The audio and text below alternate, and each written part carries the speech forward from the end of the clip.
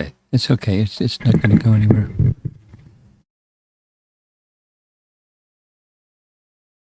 Your son's name is Daivik. Daivik, do you know the story of Ramachandra? Little bit? Not much.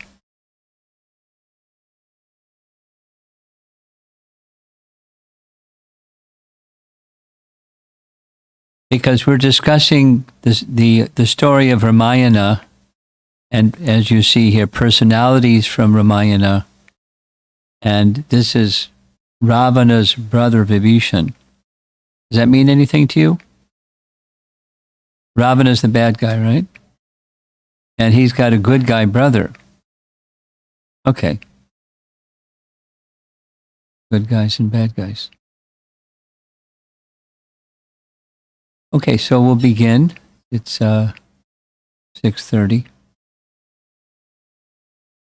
Nama Om Vishnu Padaya Krishna Prasthaya Bhutale Srimate Bhakti Vedanta Swamin Iti Namine Namaste Saraswate Deve Gauravani Pracharine Nirvishesha Sunyavadi Paschatya Desatarine Jaya Sri Krishna Chaitanya Prabhu Nityananda Shri Advaita Gadadhar Shivasadi Gaura Bhakta Vrinda Hare Krishna Krishna Krishna Hare Hare Hare Rama Rama Rama Hare Hare. I'm hopeful. We'll see how it works. Hopeful we'll be able to finish the main personalities from Ramayana, or at least do some justice to each of them. We've spent the day yesterday discussing a very important person in the whole of Ramayana, the bad guy, Ravana. And we started discussing Ravana's life by giving the paternal side of his genealogy, his father Vishwava. And I don't know if you can see this so well, but Brahma is at the top, and one of the mind-born sons of Brahma was Palasya. Palasya, by circumstance, became married to the daughter of another Brahmana sage, Trinabindu, and the combination of Palasya and Trinabindu resulted in a very illustrious son, Vishwava. And from Vishwava and his good wife, the daughter of Bhardraj Muni, Vaishravana was born. And Vaishravana underwent austerities, etc., and he received the benediction of becoming a Lokapala, protector of the directions in the universe. He had the post of Kuvera, treasure of heaven, nice post. And he received Pushpaka Vimana, all three of those from Lord Brahma. Some time passed. We heard the genealogy of the mother, second wife, Kaikashi.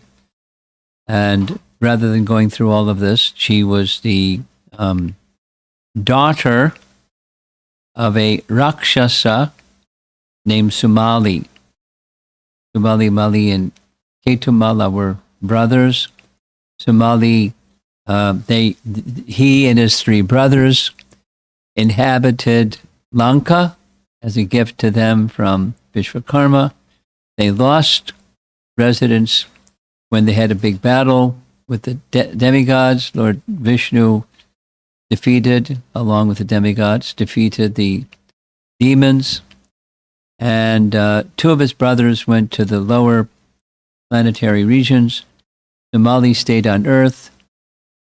When he saw Kuvera riding around here and there in his Pushpaka Vimana, he understood that he would also have an opulent son if his daughter, Kaikashi, were to marry the same person. So then he would have sons or grandsons. So she approached Vishwavas. We'll see an image of this at an inappropriate time. And so he agreed, he consented to have children with her, to be married, but said, your children will be terrible Rakshasas. He appealed to him. He said, concession is one of your sons, the youngest son, will be very virtuous, righteous, and pure. And that's who Vibhishan is.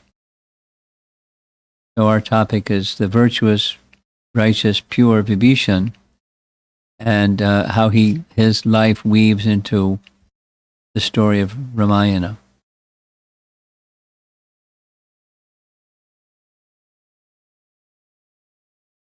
In the very first day, one of the PDF documents was sent out to everybody, and if you didn't receive it, ask.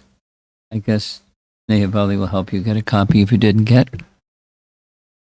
And it has one of the PDFs is 18 cardinal teachings from Ramayana. The origin of that is Yamunacharya, the spiritual master of Ramanujacharya, and as he extensively taught and wrote about Ramayana, Yamunacharya taught Sri Shailapurna taught Ramanujacharya, and Ramanujacharya in turn disseminated this knowledge to followers. And it's existent today. Same. 18 cardinal teachings have as an essence, the whole of Ramayana is instructions or teachings or treatise on surrender to the personality of Godhead. And Ram, in this case, the personality of Godhead, received the unconditional surrender of Vibhishan. And when he did, he made the following utterance: abandoning Lanka, friends and possessions, I place my kingdom, life, and happiness at your disposal. So in our 9 limbs of bhakti, one of them, the last one listed, is Atma Nivedana. Atma Nivedana is surrendering oneself, body, mind, and words, everything, unto the Supreme Lord, which was exemplified by Vibhishan. In this PDF, you can look later. It's in 18 cardinal lessons of Ramayana. Number 6 in that list. The list is given by one of the commentators in disciplic succession from Ramanujacharya. We'll see his name and hear about him a little bit more. Govindaraj. Celebrated person. So, dependency on the devotees of the Supreme, as exemplified by Vibhishan, is one of the characteristics or the 18 principal lessons and on the treatise of surrender. So we discussed this already, so now we're just reviewing a little bit. And to put a point on how important Vibhishan is in the whole of Ramayana, he was gifted the deity of Ranganath. That's now in Sri Rangam, and we're going to hear a little bit of that story. But rare to get photos of Ranganath, but here's one, and here's another. That's Very, very celebrated deity, very large deity. And here's the history. The deity of Sri Ranganath, I'll just read, originally appeared to Lord Brahma at the beginning of this kalpa. Kalpa means his day of Brahma. Ranganath had been worshipped in the Ikshvaku dynasty down to the time of Dasarath Maharaj. After the battle with Ravana and Sri Ramachandra was installed as king of Ayodhya, Ram gifted the deity to Vibhishan for him to take to Lanka.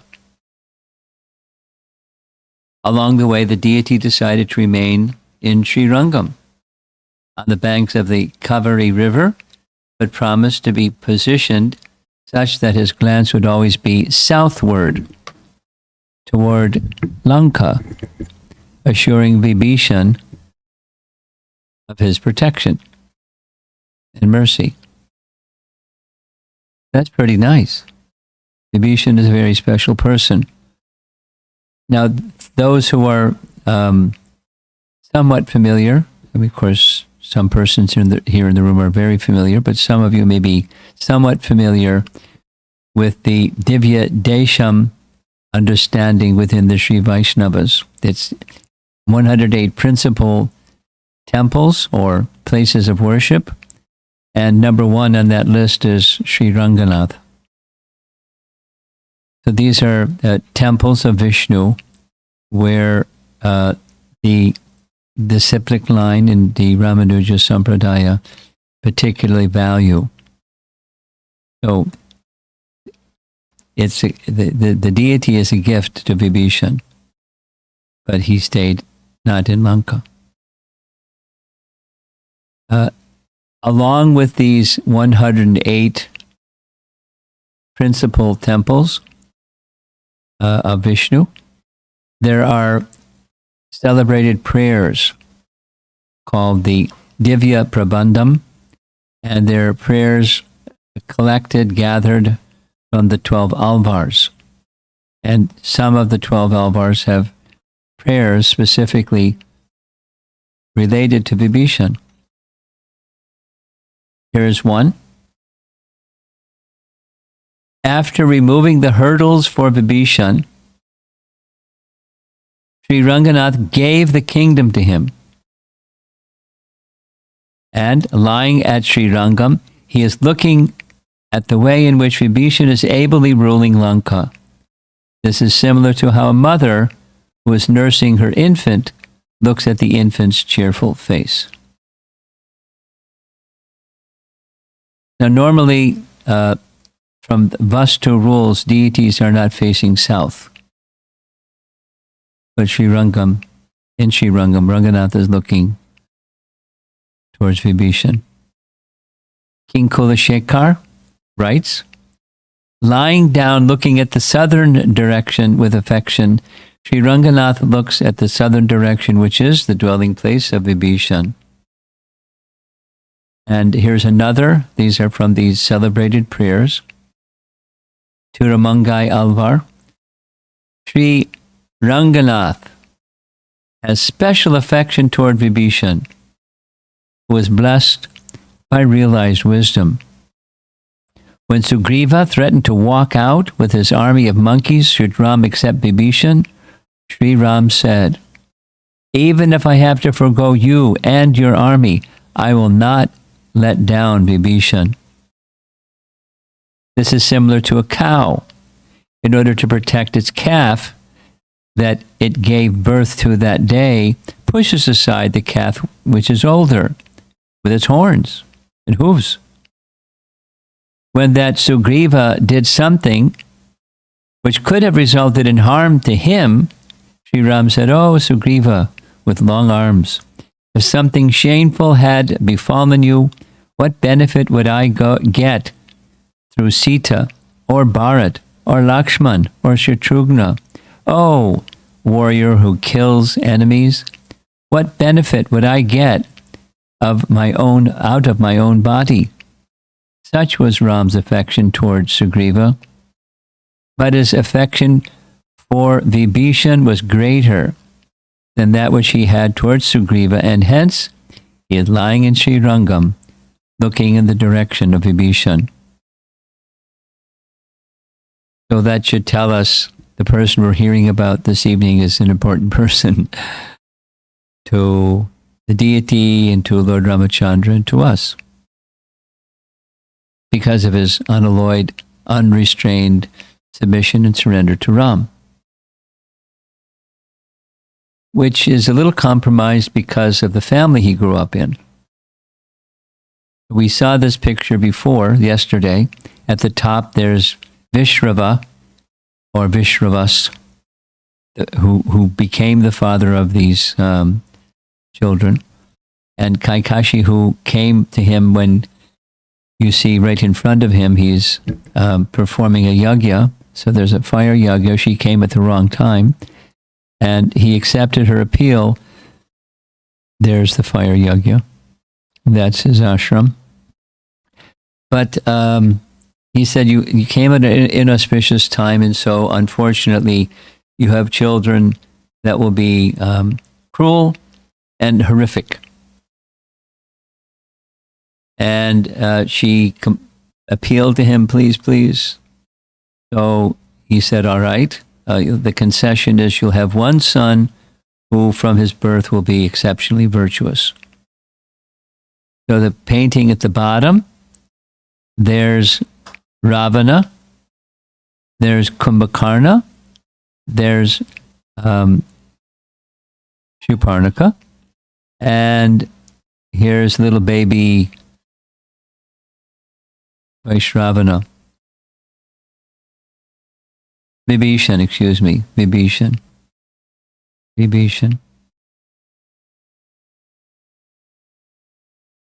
So there's the three. There's Ravana, who we saw this image yesterday. He's holding up Kailash.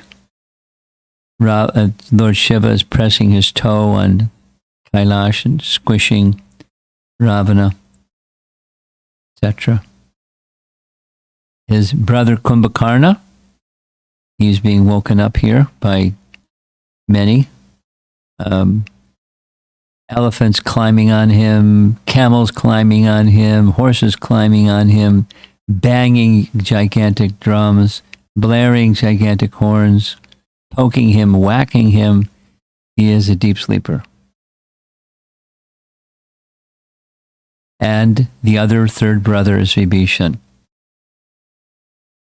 As they grew up, they together underwent austerities in order to get some benedictions from Lord Brahma. Lord Brahma came and offered benedictions to each of the three. In short, Ravana wanted rule over the three worlds, and Kumbhakarna wanted to sleep. And Vibhishan wanted the benediction of always serving the Supreme Lord. Here's his words. Here's his austerities. He stood on one foot for 5,000 years. Now Ravan did for 100 years. Stood on his toes. And Dhruva stood on one foot for 6 months, or maybe 1 month. 5,000 years. When that was done, for another 5,000 years, he gazed steadily at the sun, standing with his arms raised above his head and his mind fixed upon Vedic mantras. From his childhood, he was, from his father, learning the Vedas and reciting and doing all Brahminical things. He was a Brahminical type person. So when Brahma offered him his benediction, may every thought that I may have in each and every stage of life in this world be supremely righteous.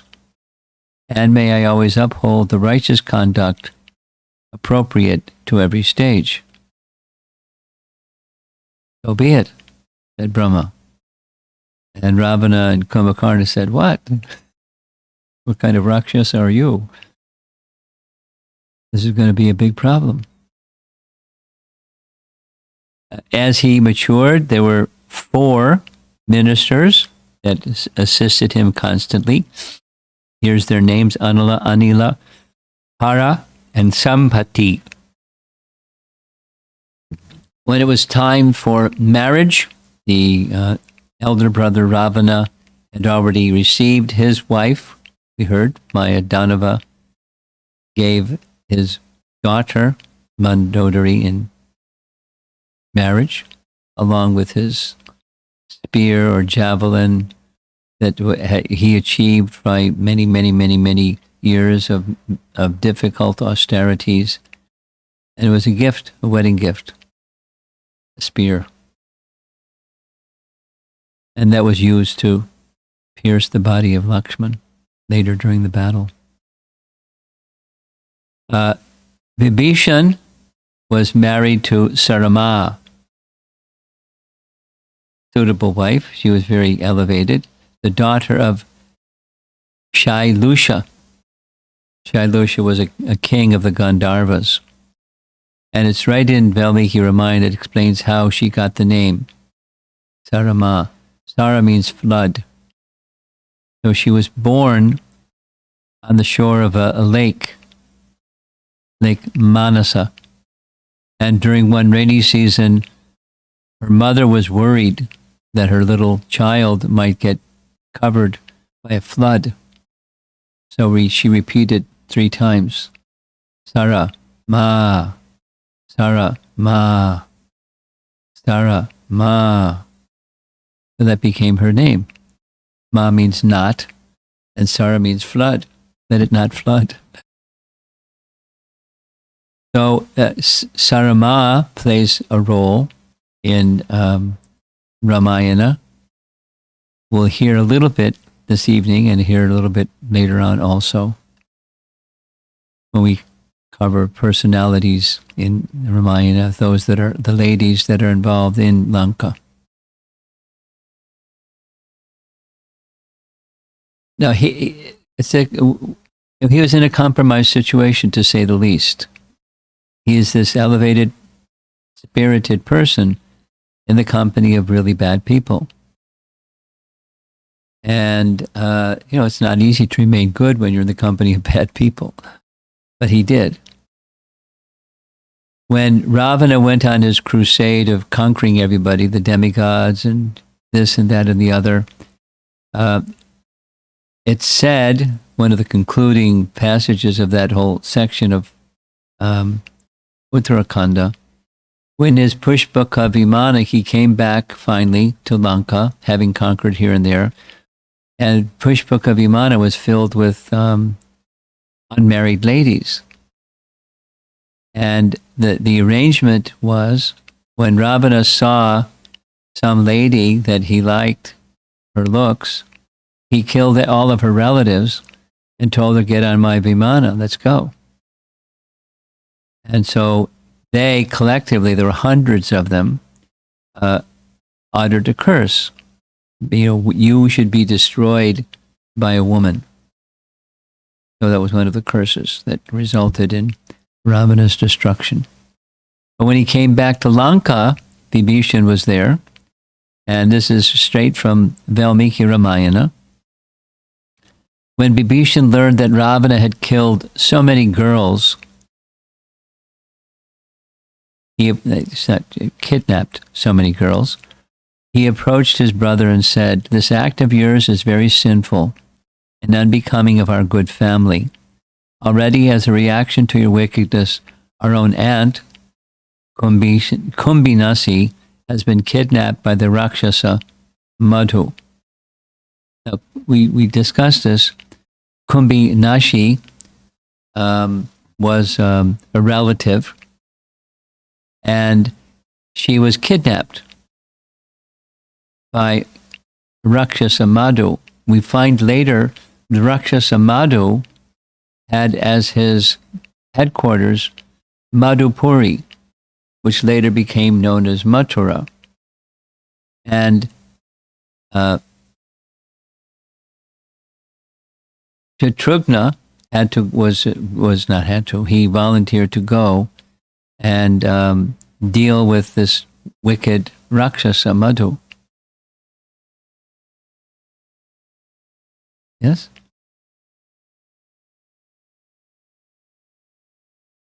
Kombasani was the unmarried daughter of Malyavan.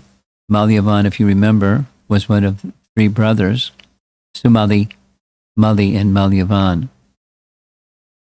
So she was the unmarried daughter of Malyavan, who was the uncle of Ravana's mother. So Ravana's mother was Kaikashi.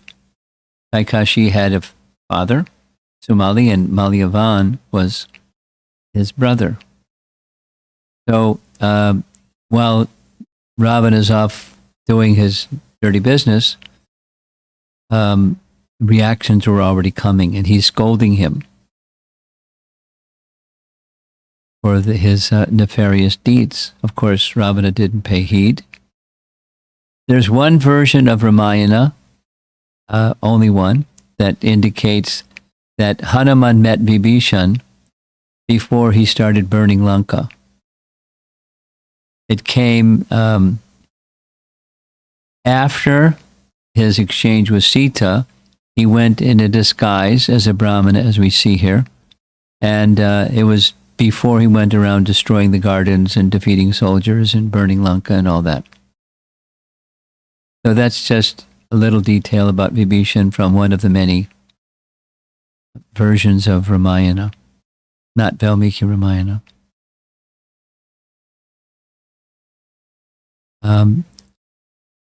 We hear again about Vibhishan when Hanuman is tied up. Well, first it was a weapon that Indrajit shot at Hanuman to stop him. And then the soldiers, the Rakshasa soldiers, tied him up with ropes. But it says that when they tied him up with ropes, this mystical weapon that Indrajit used, its power was gone. And Hanuman knew that. But he allowed himself to be brought before Ravana, because he wanted to yell at him, wanted to scold him severely. So when that happened, Vibhishan, after scolding him severely and insulting him, and ordering him, if you want to save yourself and your whole kingdom here, you have to give Sita back. Otherwise, you have no idea how powerful is Ram. And you think I'm powerful? There's millions of us, and we're all equally powerful. You're in for big, big trouble. So give Sita back. Ravana became furious. He thundered, kill him.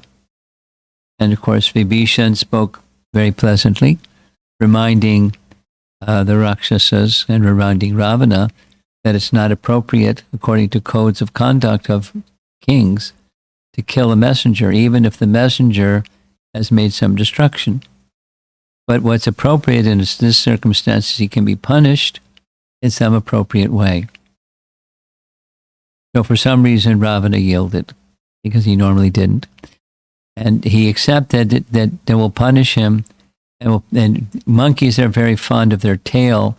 So gather some rags, soak them in oil, and we'll set his tail on fire. And if, at least according to this painting, Ravana was directly involved. But maybe not. So Vibhishan,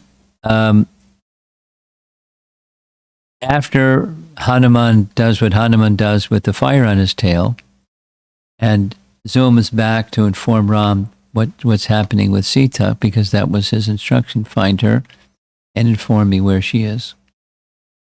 So Hanuman returns, and Ravana calls for the assembly of his ministers what to do.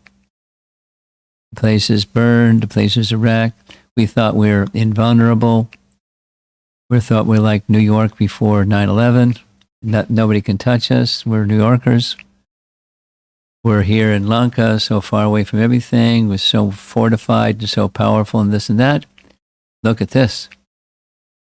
So, ministers, what should we do? And the ministers brag about how powerful they are. Oh, Ravana, don't worry. Everything is just fine. And I'll take care of everything. If these Vanaras do make it here, I will take care of it myself, etc., boasting of their power. Then I'm going to read. There's 3 times that Vibhishan gives his counsel just after Hanuman departs. And so this is Krishna Dharma's rendering. It's not the whole of Valmiki Ramayana, but it's nicely worded rendering. Vibhishan, Ravana's younger brother, then stood up. As the clamor of the other demons died down, he spoke to Ravana. The wise declare that force should only be used after other methods of achieving one's aim have failed. Furthermore, force is said to be likely to succeed only when the enemy is weaker, devoid of virtue, or condemned by their own adverse fate. Ram is ever alert and possesses boundless might. He is virtue incarnate and is assisted by every divine power. No one knows what is best counsel. No one who knows what is best counsel would counsel an attack upon Ram. Vibhishan was not like other Rakshasas. He did not share their inclination for wanton living and violent behavior.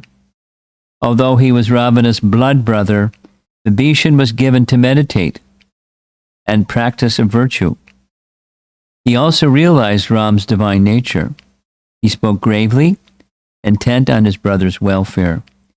Have you forgotten how Ram disposed of Kara and his troops?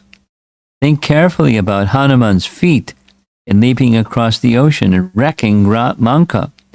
Do not underestimate the power of Ram and his servants.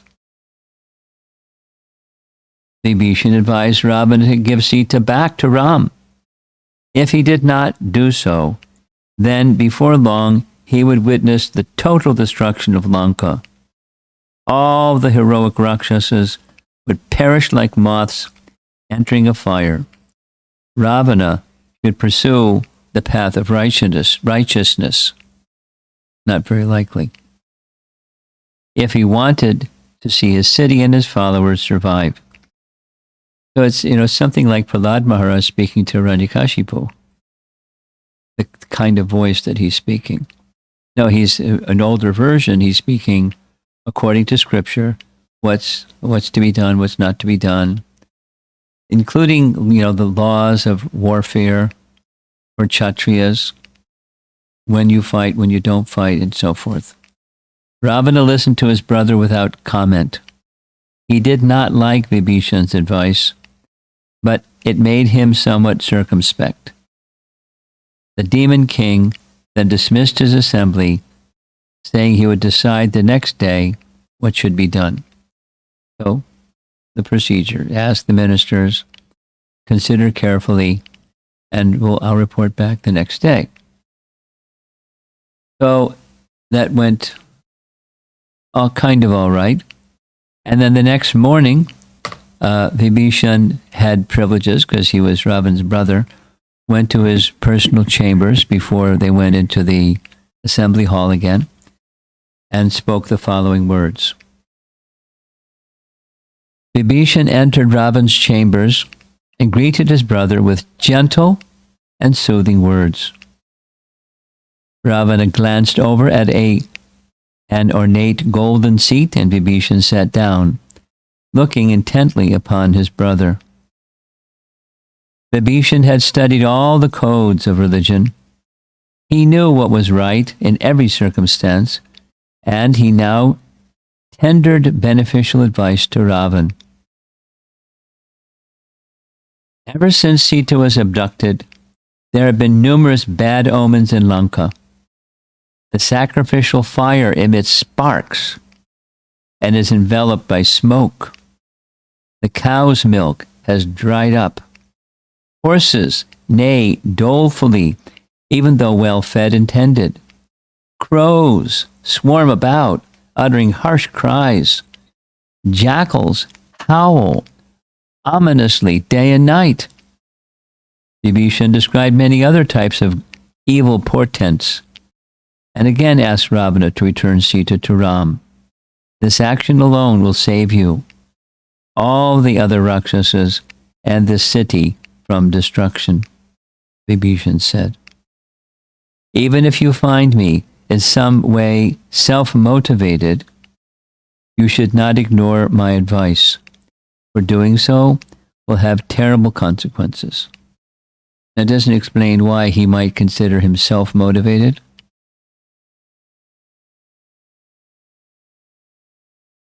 Ravana sat, shaking his head.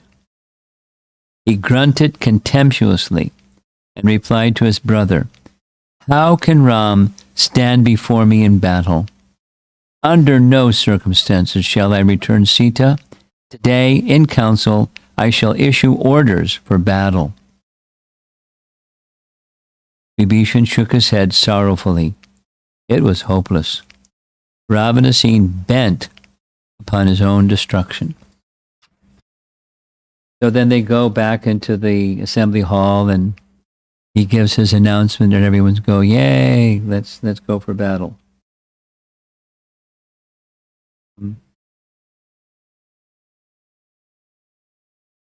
Rahasta speaks. Kumbhakarna is really heavy too. Why are you asking for counsel after you've already made it what you've done? You're supposed to ask for counsel before you do what you do. And now you're asking for counsel? You should give Sita back. It's very simple. This is the cause of all of our problems, and that the city has been destroyed. Just give Sita back. It's very simple. But if you decide not to because you're too lusty, I'm your younger brother, and I'm at your service. He's really direct. And so on. And now it's Vibhishan's. And the others are saying, go for it. Push over. You're powerful. We're right behind you. Or we'll do it ourselves. You can take a nap and we'll do it ourselves.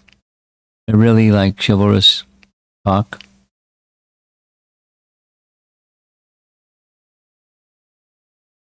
Ravana railed on for some time. When at last he became silent, Vibhishan stood up to speak. He knew it was more or less hopeless. Ravana was already set on battle, but he had to make one last attempt to make his brother see sense. His voice echoed around the silent hall as everyone listened to his words. By whom has the immense and highly venomous serpent, known as Sita, been tied around your neck? That serpent has for its sharp fangs Sita's sweet smiles. Her bosom is its coils, her 5 fingers are its 5 hoods, and her thoughts of Ram are its deadly poison. O Ravana, do not destroy your race. Before we see monkeys like great mountains bounding toward Lanka, and arrows like thunderbolts falling on the heads of our warriors, return Sita to Ram. Vibhishan tried at length to convince Ravana of his folly. Although he was rebuked by various Rakshasas, he insisted that the only way to save Lanka was to return Sita. He made it clear that it was his duty as a counselor to tender advice conducive to the interests of his master. He would not neglect that duty out of weakness or fear, nor out of a desire to say something pleasing. Even if advice were distasteful, it should still be given by a counselor who properly understands his duty. And a wise leader was he who was always able to hear both the palatable and unpalatable advice, giving equal consideration to both. Ravana had heard enough. That in between, as Indrajit goes nuts and insults him left and right. He would not accept Vibhishan's advice. All he wanted now was to get on with the fight that lay ahead. He spoke furiously.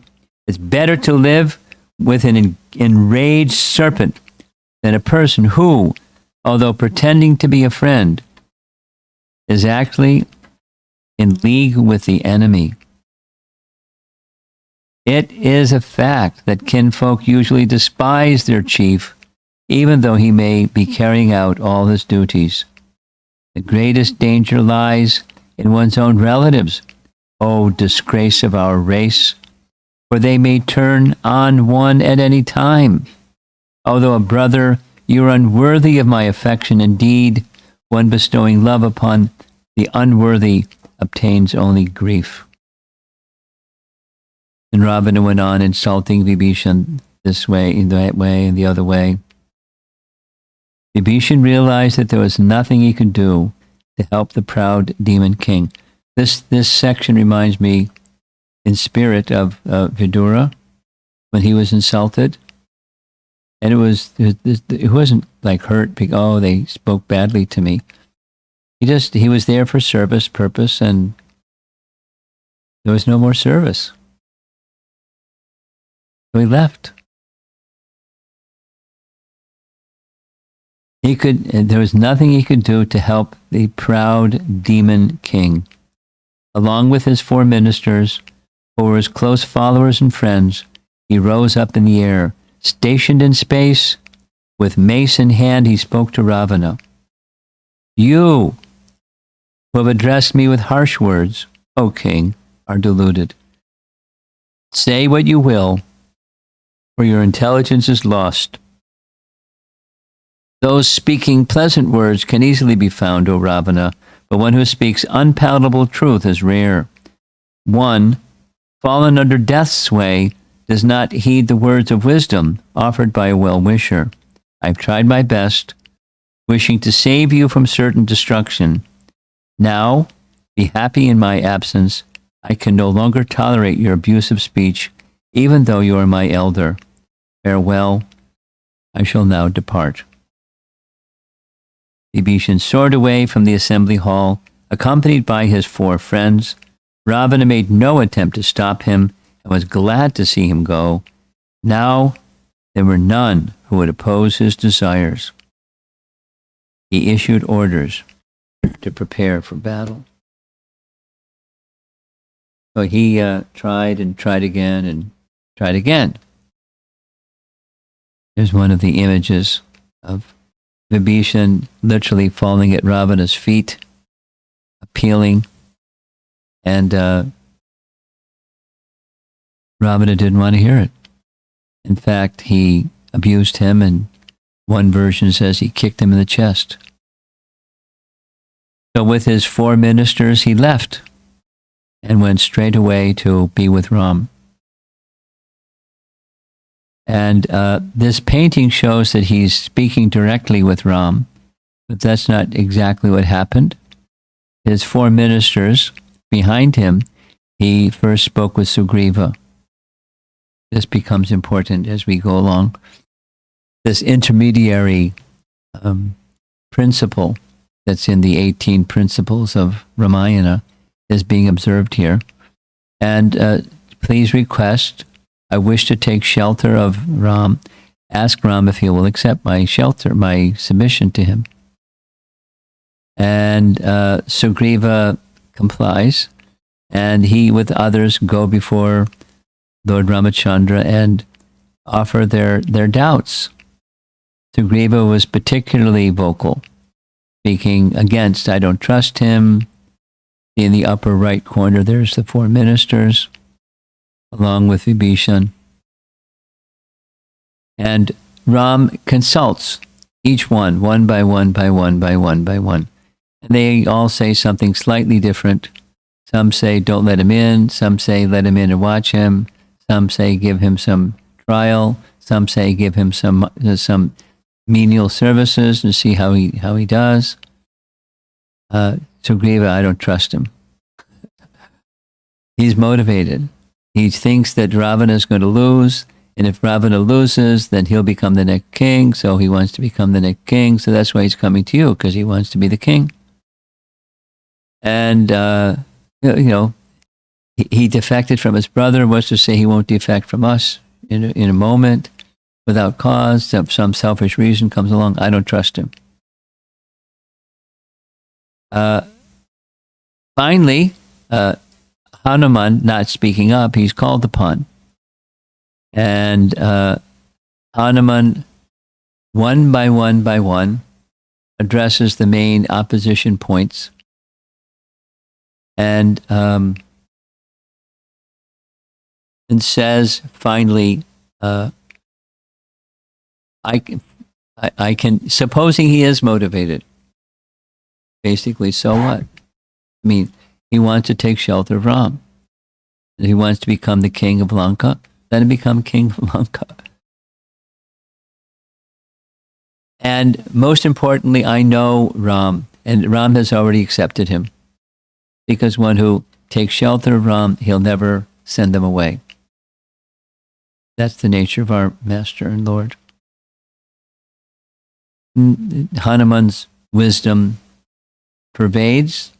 Sugriva still has some doubts. Ram utters this celebrated verse. It's found in Chaitanya Charitamrita. Celebrated verse in the whole of Ramayana. It is my vow that if one only once seriously surrenders unto me, saying, my dear Lord, from this day I am yours, and prays to me for courage, I shall immediately award him courage. I will award courage to that person, and he will always remain safe from that time on. This is a big statement, that the understanding of this big statement can be interpreted different ways, and it was in fact interpreted in different ways, and resulted in some difference of opinion in the Sri Sampradaya over basically what, there's a few points, but is surrender something that happens and for that day forward, that's it? Or is surrender something that's an ongoing process of submission from a point that it begins?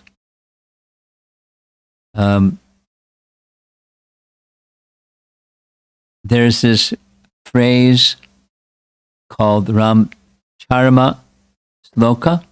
It's my eternal principle that if any living being takes shelter of me, even one saying, I am yours, then I award that person freedom from all fear. This is from Ramayana. What I read to you is from a different, slightly different version, same thing, found in Chaitanya Charitamrita. There's a lot of discussion back and forth, which we'll come to shortly. But Sugriva is concerned about Ram's well-being. And Ram says, do you think that I need your help to defeat Ravana and the whole Rakshasa army with a tip of my little finger?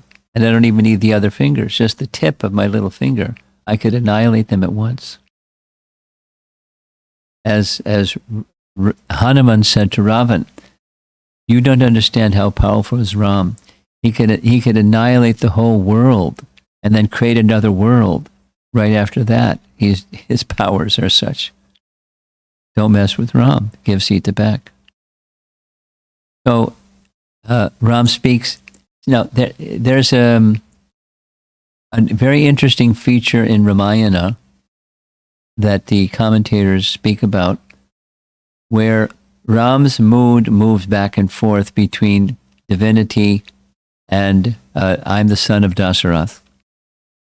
This question arises a few times, and there's very celebrated verses where he's speaking of his being a man. Don't call me something special. I'm simply the son of Dasarath, the order carry of the Ikshvaku dynasty. That's who I am. Only in this case, he's speaking of his divinity.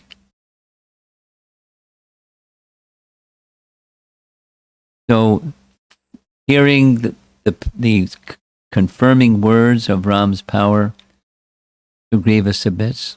Okay, my illusion is now dispelled. I'm ready to do what you say. So Ram says, you personally should go back to Vibhishan, because it's Vibhishan who approached you first, and give him the good news. So that the intermediary is carrying messages from the person who is being surrendered unto, the personality of Godhead. So you go to him and inform him, because it was through you that the desire to take my shelter was expressed. So, instructed and empowered to do that, Sugriva goes to Vibhishan. I mean, all of this there's lots and lots of commentary, because it's an essential part of the whole Ramayana. The submission to Lord Ram, the taking shelter of Lord Ram from a position other than, apparently at least, having full shelter at the lotus feet of Lord Ram. So Ram accepts his surrender and says many nice things about him. And something else that's very important is he has come, as you see in the background there, with 4 ministers. So what about the 4 ministers? He's their leader and they're following him. And so Ram accepts the 4 ministers also. In commentary, it's said these 4 ministers represent the following 4 elements of surrender. It's nice. No, we're accustomed to hearing in ISKCON, we're accustomed to hearing from Padma Purana, there are 6 limbs of surrender. Yes? So, Anukulyasya Sankalpa, Pratikulyasya Varjanam, etc., etc. Rakshishititi Vishvaso. So, this 2 of the 4 ministers are representing characteristics of the one who's taking shelter. The other 2 are representing one who's giving shelter, principles of surrender. So those who are taking shelter, we actually saw this before, akinchana-tvam. Tvam means having the quality of. Akinchana. We know the word akinchana from Kunti's prayers. Akinchana gochara. Or akinchana vitaya. Akinchana is, I possess nothing which I view as my shelter. I'm shelterless. Akinchana. But I do have one place of shelter, ananya gatitvam. I have nowhere else to go to take shelter. I fully repose my shelter taking in you, or the object of surrender, the object of shelter, sharanya. So these are 2 qualities. It's good to remember them. Akinchanatvam and ananyagatitvam. And then the person unto whom one is surrendering, saralata. This word saralata is a nice word.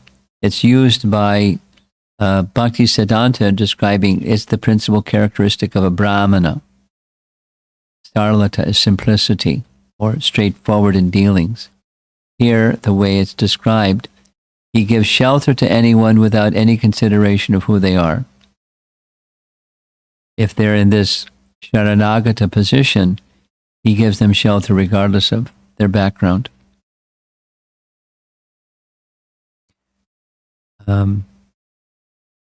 And Shakti, he has the capacity to give shelter. He's all powerful. So he can protect one. He's a worthy person to take shelter. These 2, Saralata and Shakti, are expanded. Here's some of that expansion. This is now from the commentary from Govindaraj, who takes these principles of surrender and expands on them.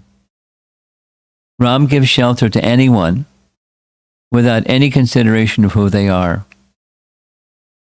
He is approachable by all, irrespective of their background or their mundane identity, their upadi, the designation in which they're coming from, their birth or whatever the covering is or looks like, or it doesn't matter.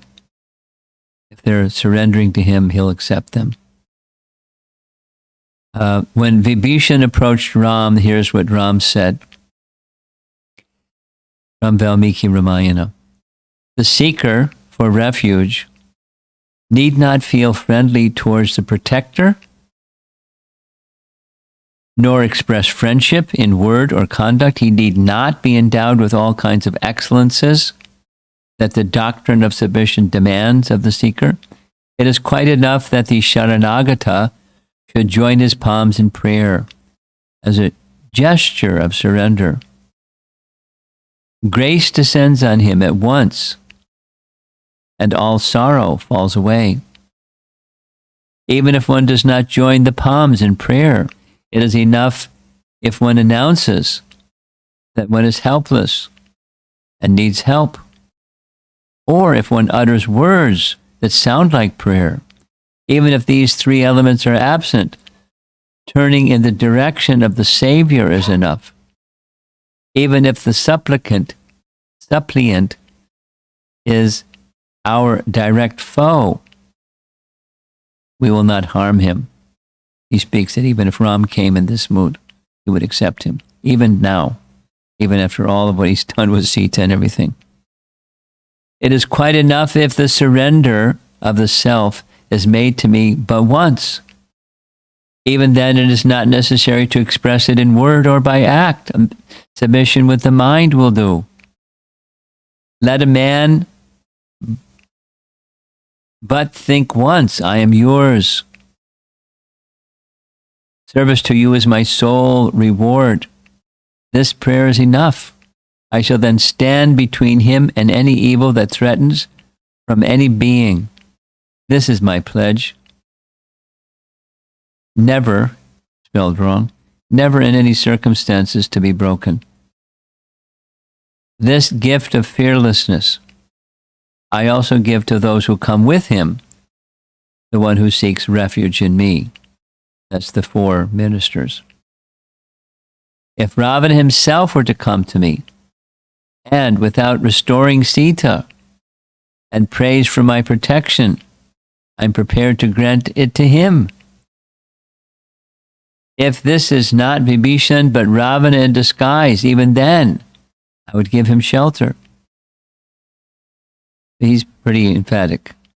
And so Sugriva gets it and understands how important this principle of surrender, represented by Vibhishan's surrender, means to him. And it is a message to the whole of the Ramayana. So there's Ram, and Vibhishan's wearing that crown. Standing up in front of Ram is Lakshman. And then behind everybody there's the 4 ministers. So that was, here's continued information about Saralata. Ram gives shelter to anyone. So obviously he gave shelter to Jatayu, Guha, Sugriva, Jambavan, a squirrel. He's very liberal. Saralata. And then Shakti. Ram can do this because he is all powerful and no one can harm him. Again, when Vibhishan approached Ram to allay Sugriva's concerns, Lord Ram said, "Let this Rakshasa be the most wicked, or let him be virtuous. Either way, what can he do to me? Do you think that he can do any harm to me, or to anyone that has taken refuge in me, or to anyone that has taken refuge in such a devotee? I can destroy all the Rakshasas on earth, as well as all the Danavas, Yakshas, Pishachas, and all other creatures, merely with the tip of my little finger, if I so choose. I need no weapons. Even the other fingers need not help. Even of the little finger, the tip is enough. Why speak of these puny Rakshasas in Lanka? The thought of slaying them has not entered my mind yet. When it does, these Rakshasas will be no more seen. And evidence is his slaying of the 14,000 Rakshasa warriors. Who can do that? 14,000 is a big number. And they're all powerful warriors, generals and so forth and so on. Because this is the theme of Ramayana, the surrender theme, there's two additional traits that are found in Lord Ramachandra that make him a person worthy of taking shelter. Mentioned is gratitude. Lord Ram has the gratitude for even the minute service or feelings of love that we may have for him, and he is the personification of Dharma, and he is the shelter of Dharma. This is taken from commentaries. Gratitude, and he's true to his word. Therefore, one can believe Lord Ram when he says that all one needs is to even have a faint degree of surrender to Lord Ram. This is from Aranyakanda, not in this section. Sita, I will let go of my life, you or even Lakshmana, but I will never let go of the oath that I've given to my devotees.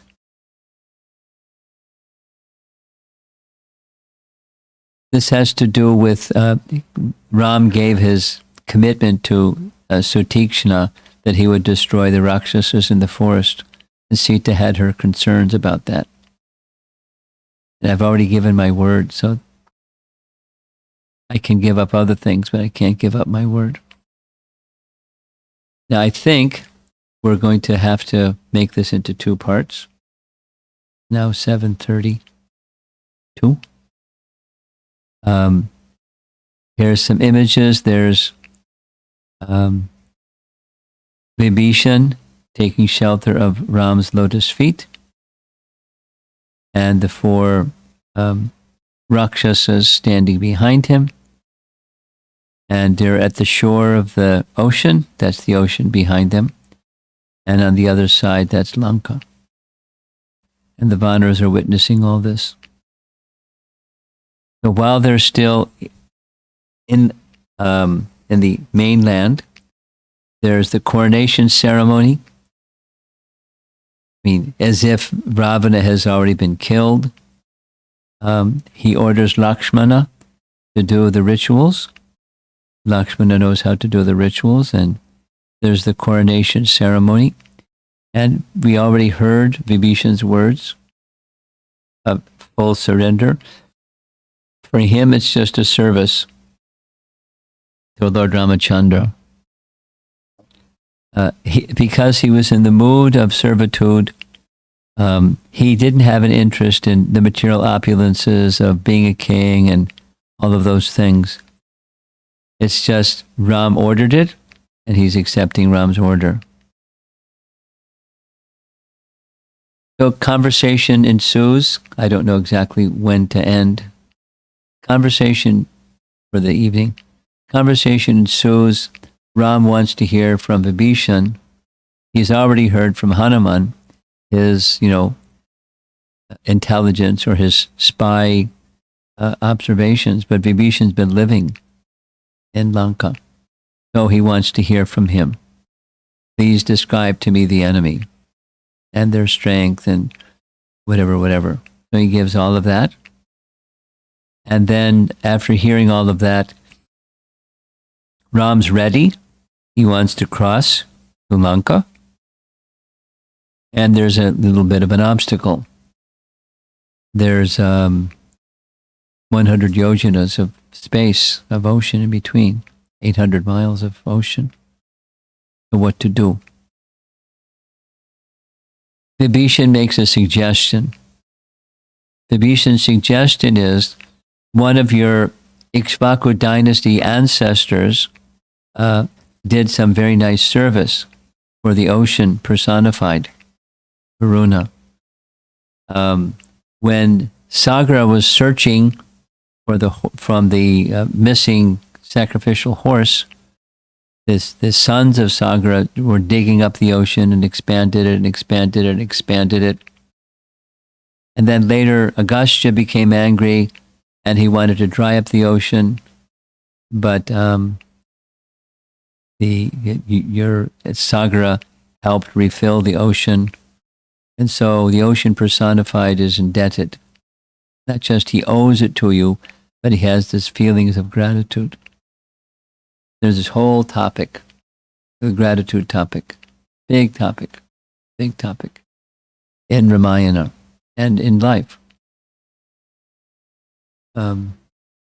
I'll speak on it a little bit, and I think this is where I'll end. When earlier, when Lakshmana goes to request Sugriva to remember his duties, Sugriva is told a story that Brahma spoke about one who is ungrateful. There's no atonement for ingratitude. There's atonement for sin. Killing of a brahmana, breaking of a vow, drinking liquor, doing bad things, stealing the property of a brahmana. There's atonement for all those things, but there's no atonement for ingratitude. And you're ungrateful. So what are you going to do? Please become grateful. Please show your gratitude to what Ram has done for you. But there's other examples. We'll deal with the other example when Hanuman is crossing to the other side. He's crossing over the ocean to reach Lanka, and there's this gratitude message. It comes in multiple places.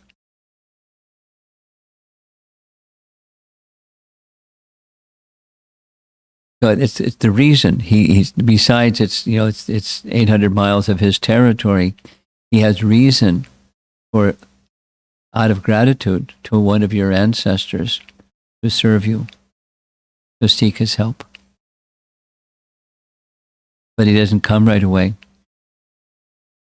And so Ram is ready to let him have it.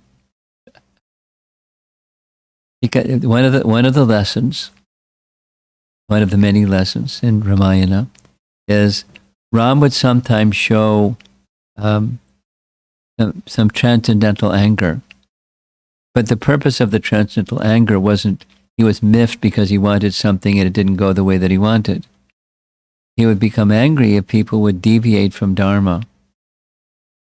And, he didn't always become angry when people deviated from Dharma, but sometimes he did.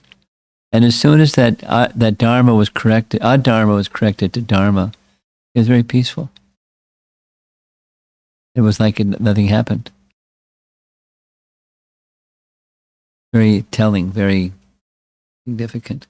Now, it's not always like that in our lives. If we do some adharma, we just get back on track with Dharma and like everything's nice. Not quite so easy like that. But it's the nature of the personality of Godhead, the nature of Lord Rama. He's very kind. So we'll continue, I guess, tomorrow morning. And I hope all the technology works tomorrow morning. It worked this morning. We're back on track with technology. Compliments of many hours and many people helping. So let's see if there's some discussion. Vibhishan is an important personality in the Ramayana.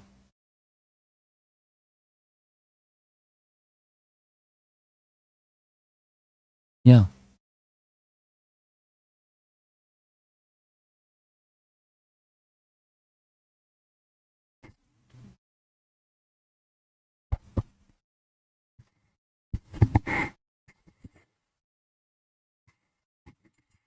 Krishna Maharaj, please accept my humble obeisances. Thank you so much for the wonderful, amazing class and descriptions about the wonderful qualities of Vibhishan. I have heard that, please correct me, that Uttarakhanda was written or was not in the original Valmiki Ramayana, was written some time else or something.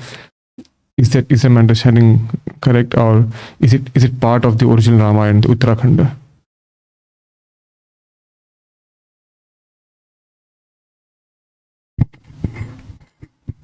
I'm not such a scholar to have an answer to that question. I just read something today written by Bhaktivinoda Thakur, where he indicates that the original Ramayana has had things added other than what Valmiki wrote. And he has some, thoughtful reasoning behind it. But there's not enough there to say, how to take it, because repeatedly it indicates there's 24,000 verses in Valmiki Ramayana, and there's 24,000 verses in Valmiki Ramayana. So how things are added or substituted or what? Generally speaking, in scholarship, that's a no-no, called interpolation. It's kind of like fudging. So Valmiki Ramayana is Valmiki Ramayana is Valmiki Ramayana. That's, but there may be some scholarly explanation that I'm not aware of. And that's a Vaishnava scholarly explanation that I'm not aware of. And so I can't really comment. To my knowledge, it's not so. Valmiki Ramayana is Valmiki Ramayana. Thank you, Maharaj. Thank you so much. Okay, here's a comment on this question. Okay.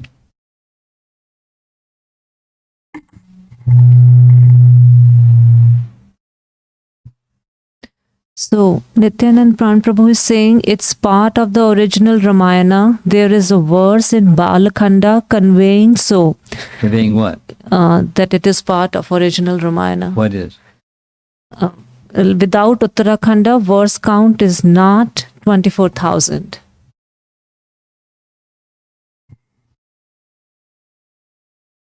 What's he saying? Do you understand what he's saying? What I understood is maybe Prabhu is asking if Uttarakhanda part of a Valmiki Ramayana. And the answer is? Answer is yes, it is a part of the original Ramayana. There is a verse in Balakhanda conveying so. Without Uttarakhanda, the verse count is not 24,000. Okay.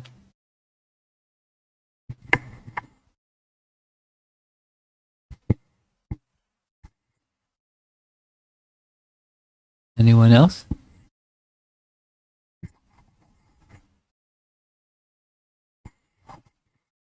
Hey Krishna Maharaj, thank you so much for the wonderful class. It's really nice how you drew parallels between Chaitanya Charitamrita and Ramayana. Like, are there more comparisons that you can do, Maharaj? Sometimes what? Comparison between Chaitanya Charitamrita and Ramayana. You hear a comparison sometimes? Are there more Are there comparisons? What's the question? Yeah, are there more comparisons? Are there more comparisons? Yeah. Are there verses from Ramayana found within Chaitanya Charitamrita? That's your question? Yes. I don't know. There must be, but I don't know. But Nityananda Pran, if you're listening, could you do a little research and send for us, our edification, some Ramayana references in Chaitanya Charitamrita, and she can look them up later. Or you can just look up in the index, if you like. That's a simple way to do it. Thank you, Maharaj. Okay.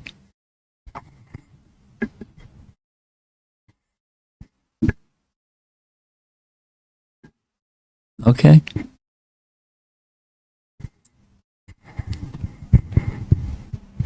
Thank you, Maharaj, for such a wonderful katha, and I really like the description of the 4 limbs of surrender. And my question is on the one of Saralata. And it was described from the standpoint of the giver of surrender, like in this current class that you mentioned. So also it is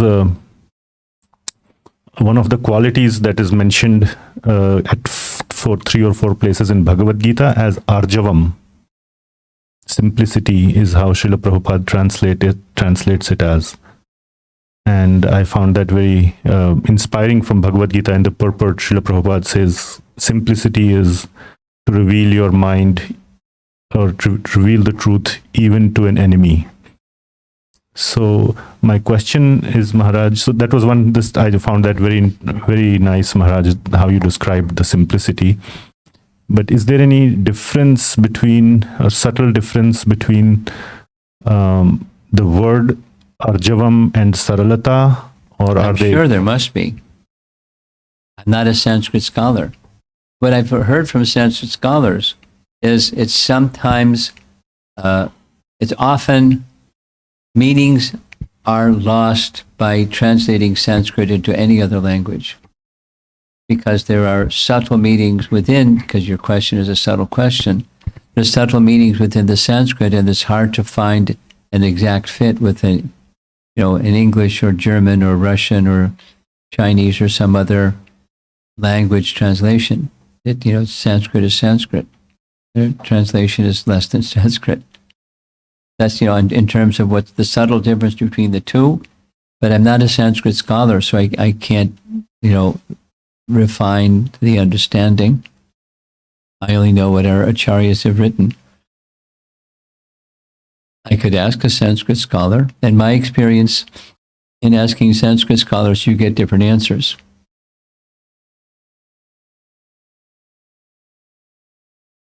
And there's nothing wrong with that, because they have their realizations on meanings of things. Thank you, Maharaj. This much I can say, that the same Saralata word is used by Bhaktisiddhanta, and he makes reference to the story of a young boy wanting to become Gautama's disciple, and Gautama says, please tell me, what is your Gotra? And he said, I don't know. So go ask your mother. And his mother said, I don't know what your Gotra is. I've been with so many men, I can't say who your father is. So when the boy comes back, Satyakama Jabala, she said, just tell him that's your name. So we went back and told the whole story. He said, okay, I accept you because you're Saralata. You're very simple-hearted. You're very truthful. That's a quality, but that's a Brahman as a quality. So that's the one who is surrendering, and the quality of one who's receiving the surrender, both. So it has some shades of meaning, depending on the application. That's how Sanskrit often works. Thank you, Maharaj. Hare Krishna Maharaj. Hare Krishna. Thank you for the wonderful lecture again about one of the most important characters of Ramayana, Vibhisana. When the discussion between Lord Rama and Sugriva in order to accept Vibhisana, Rama quotes the story of 2 birds and a hunter. Yeah. Is that in Valmiki Ramayana? I think so. I could look it up to make sure. Okay. Thank you, Maharaj. My next question is, when after the killing of Ravana, Mother Sita and Lord Rama, when they are returning back. So let me just, Nityananda Pran, could you answer that question? The question that says, when Vibhishan was speaking to Sugriva about accepting Vibhishan, is it in Valmiki Ramayana that he makes reference to a story of 2 birds and a hunter? 2 birds and a hunter. If it's Nityananda Pran, can you reference that just so we have a factual answer? Yeah. So, when Rama was speaking about Vibhishana to Mother Sita, even though she is so compassionate, complains about Vibhishana, saying that Vibhishana spoke ill about me to Ravana, which you just quoted in your lecture as well. And then Lord Rama actually comes for the defense of Vibhishana, saying that no, he actually spoke. It was purpose. There was a purpose behind that, why he spoke like that. Is that incident also in Valmiki Ramayana? I don't even recall the incident. What to speak of? Is it in Valmiki Ramayana? But you know, you like Ramayana a whole lot. So I suggest for these two, just get a quality rendering of Ramayana and go searching. But if you something that I do, because I don't, because when I'm doing seminars or presentations like this, my time is, insufficient. I can't do all this research. So you send me your two questions. I can find out probably within 48 hours of people that do have the time. And if they don't know, they know who to ask. Thank you, Maharaj. Yeah? Thank you. Yes, back here. Hari Krishna Maharaj, thank you so much once again for the nice lecture and the beautiful paintings along with that.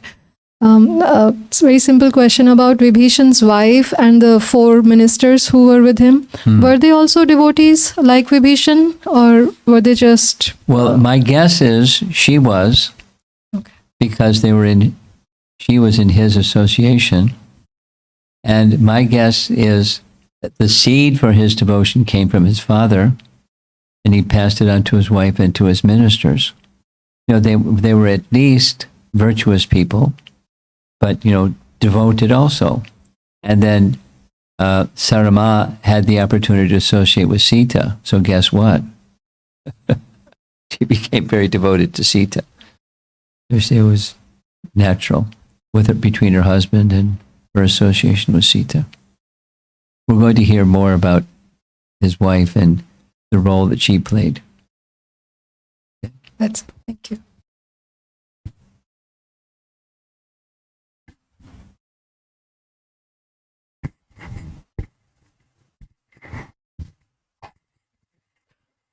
Anything online? Okay. Okay. Looks like we're done. Yes? Divya Prabhupada ki? Jai. Holiness Ramapad Swami Maharaj ki jai.